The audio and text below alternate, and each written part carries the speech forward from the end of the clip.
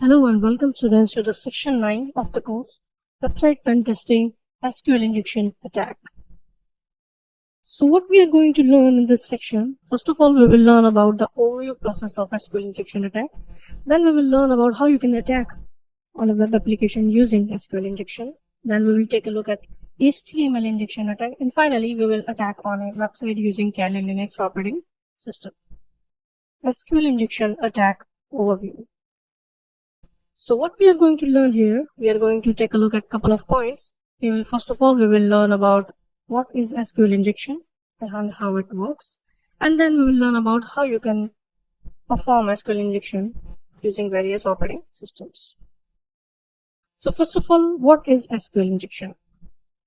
So you can see in the first point that SQL injection is a web-based attack which uses malicious SQL queries to attack on a web database. Yes. So the meaning is quite simple, that SQL injection uses malicious means harmful SQL queries, structured query language, right? And which is used to attack on the website. Website means the backend of the website, which is called web server or web database.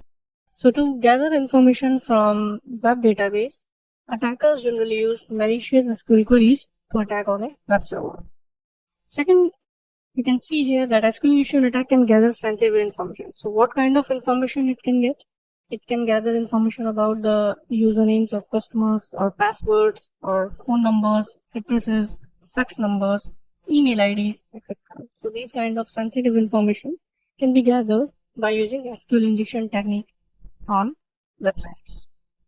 The process is quite simple. This is a simple process. Is the attacker uses internet, right? And by using internet, he sends malicious query to the web server of the particular website, right? So this is the first step, and this is the second step, all right? And the third step, web server provides all the information gathered and provides to the attacker directly.